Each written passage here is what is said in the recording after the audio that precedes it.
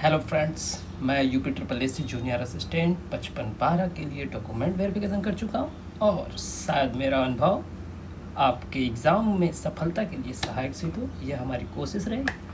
और इस वीडियो में हमारा फोकस बिंदु UP triple S C lower PCS 2026 की परीक्षा के संदर्भ में कुछ प्रश्नों का संग्रह है जिसके आने की संभावना प्रबल है। देश का 12वां रामसर आर्द्रभूमि स्थल किसे घोषित किया गया है? Which has been declared as a 12th Ramsar wetland site of Uttar Pradesh recently। तो इसका करेक्ट आंसर होगा शेखा झील, पश्चिम बिहार।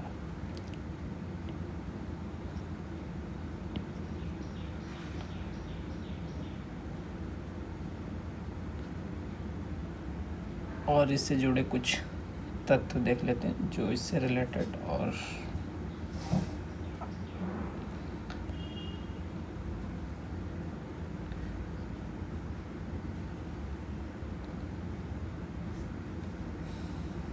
ये तथ्य जो कि दिया हुआ है, वन संरक्षण अधिनियम 1972 में पारित हुआ था और उत्तर प्रदेश के कुछ महत्वपूर्ण पक्षी विहार हैं जो परीक्षा में आने की दृष्टि से इम्पोर्टेंट है, तो आप इसको देख सकते हैं। और अभी बहुत ही लेटेस्ट है जयप्रकाश नारायण सुरहाताल पक्षी विहार जो कि बलिया में है। यह प्रदेश का 13वां है और देश का 100वां नंबर रामसर साइट घोषित किया गया। अभी फ़िलहाल ही में पार्वतीय रंग पक्षी विहार जो कि गोंडा में है, पर्यावरण सेंसिटिव यानी कि संवेदनशील क्षेत्र घोषित किया गया था। हाल ही के एग्ज़ामों में पूछा गया। और 11वें पे पटना पक्षी विहार है और शेखा झील जो कि देश के अकॉर्डिंग यह 99 पे है और ये 12वें नंबर पे है। और पक्षी विहार के अलावा वन्य जीव विहार आते हैं जो कि उत्तर प्रदेश में, जो कि इम्पोर्टेंट है। आप इसको देख सकते हैं, परीक्षा में आने की काफ़ी संभावनाएं हैं इससे रिलेटेड आपकी। उत्तर प्रदेश में मोदी द्वारा 5वें अंतर्राष्ट्रीय एयरपोर्ट का उद्घाटन किया गया, उसका नाम क्या है? तो इसका करेक्ट आंसर होगा नोएडा इंटरनेशनल एयरपोर्ट, जेवर गौतम बुद्ध नगर में है।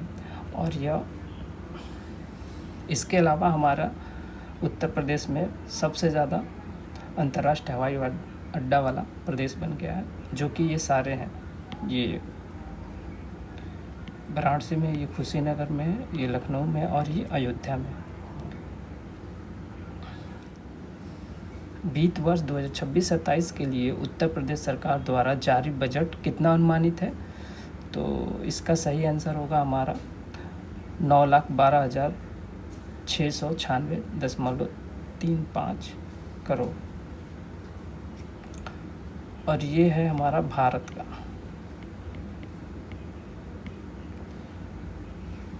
और ये लगभग राजकोषीय घाटा।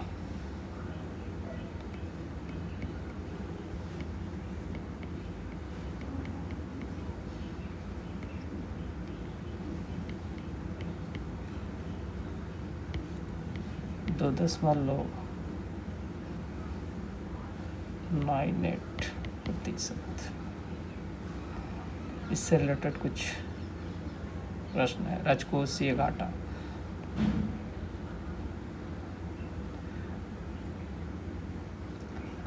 घाटा जो कि 2.98, जो कि लगभग इतना है उत्तर प्रदेश का बजट का।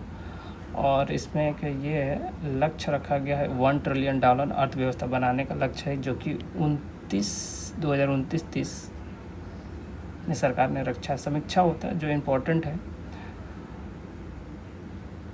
ग्रॉस स्टेट डोमेस्टिक प्रोडक्ट्स, जो कि ये कृषि क्षेत्र से रिलेटेड है। औद्योगिक क्षेत्र में इतना प्रतिशत और सेवा क्षेत्र में ये परीक्षा के दृष्टि काफ़ी महत्वपूर्ण है और पूछा भी जा सकता है ऐसे सवालों को।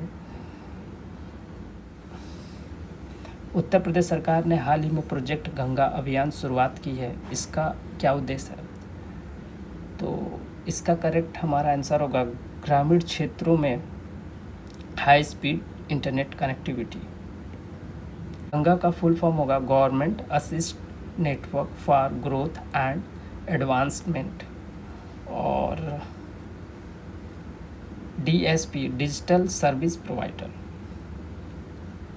हाल ही में उत्तर प्रदेश सरकार द्वारा जैव विविधता विरासत स्थल बायोडाइवर्सिटी हेरिटेज साइट किसे घोषित किया गया? इसका करेक्ट आंसर होगा केन नाला गुलरा नाला, जो कि श्रावस्ती में है। इससे रिलेटेड कुछ तथ्य। 22 मई अंतर्राष्ट्रीय जैव विविधता दिवस, international day for biological diversity. इस वर्ष का थीम था acting locality for global impact. Microsoft word में यूजर द्वारा सेलेक्ट किए गए टेक्स्ट को सेंटर अलाइन करने के लिए शॉर्टकट की है, तो इसका सही आंसर होगा Ctrl+E। और इसका होता है अंडू, इसका होता है अंडू, इसका होता है पेस्ट, और इसका होता है कॉपी। देख सकते हैं Ctrl+S से होगा सेव, Ctrl+F2 से होगा प्रिंट प्रीव्यू। जब कंप्यूटर ऑन करते हैं तो बूट रूटिंग या टेस्ट करता है, उसे क्या कहते हैं?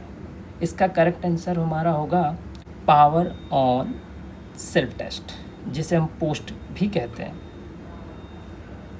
GUI graphical user interface, URL uniform resource locator, ISP internet service provider. ये कुछ है जो आ भी सकते हैं परीक्षा में, तो इसको भी हम लोग ध्यान में देखेंगे। अम्ल वर्षा या एसिड रेन के लिए उत्तरदायी है, इसका करेक्ट आंसर होगा सल्फर डाइऑक्साइड एवं नाइट्रस ऑक्साइड। सोडियम बाइकार्बोनेट, जो कि खाने का सोडा है। नाइट्रस ऑक्साइड, जिसे हम लोग लाफिंग गैस भी कहते हैं। विश्व पर्यावरण दिवस कब मनाया जाता है? इसका करेक्ट आंसर है 5 जून। 16 सितंबर को ओजोन दिवस मनाया जाता है, और 22 अप्रैल को पृथ्वी दिवस। पर्यावरण सम्मेलन का आयोजन देश अजरबैजान के बाकू शहर में आयोजन हुआ था इस साल, और इस साल का थीम था inspired by nature for climate for our future. और इसका आयोजन कौन करता है? UNEP united nation environment programme. पहली बार कब हुआ था? तो 5 जून 1973 में शुरू हुआ था। 16 सितंबर 1978 को मॉन्ट्रियल प्रोटोकॉल, जो कि ओजोन परत के संरक्षण से संबंधित है, से मनाया जाता है। 22 अप्रैल को विश्व पृथ्वी दिवस, जिसे अर्थ डे के नाम से भी जानते हैं। इस वर्ष का थीम था आवर पावर आवर प्लैनेट। 22 मार्च विश्व जल दिवस, वर्ल्ड वाटर डे। इस वर्ष का थीम था वाटर एंड जेंडर। स्लोगन था, जिसे नारा कहते हैं, नारे जिसे लगाते हैं। तो where water flows equality grows. अवर का विलोम शब्द क्या होगा? इसका करेक्ट आंसर होगा प्रवर। और विलोम शब्द से रिलेटेड कुछ और भी दिए हुए, जिसको हम देख सकते हैं। ये सब दिए हुए हैं, जो कि आप इसे एक बार क्विकली रिवीजन कर लें।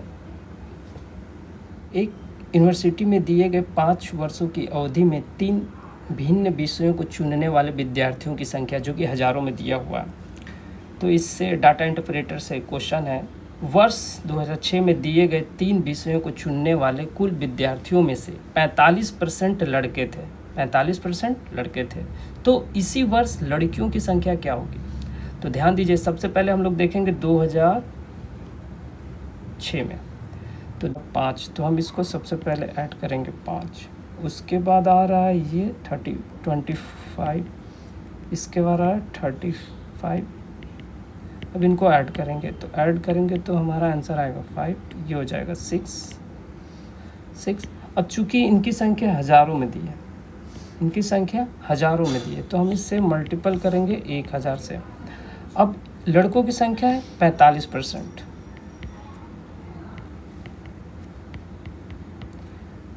अब इसका हम लोग इससे कैंसिल हो जाएगा। अब ये हो जाएगा हमारा मल्टीपल 45।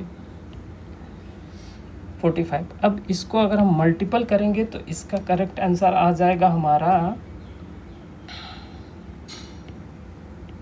29250। अब ये किसकी संख्या है? बॉयज़ की संख्या है। ये किसकी संख्या है? बॉयज़ की संख्या है। हमें पूछा क्या? लड़कियों की संख्या। तो टोटल स्टूडेंट हमारे कितने? 65,000। अब ये बॉयज़ की संख्या में से हम क्या करेंगे? इसको सब्ट्रैक्ट कर देंगे।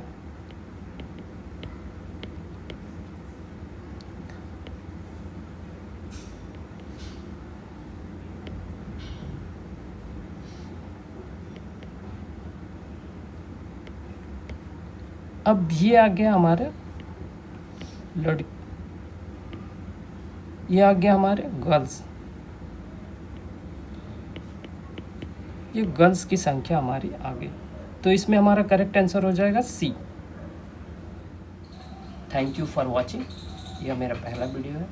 अगर किसी प्रकार की कोई त्रुटि होती है तो उसके लिए हमें क्षमा कीजिए और कमेंट करके बताइए ताकि मैं उसमें और बेहतर कर सकूं। धन्यवाद। जय हिंद, जय भारत।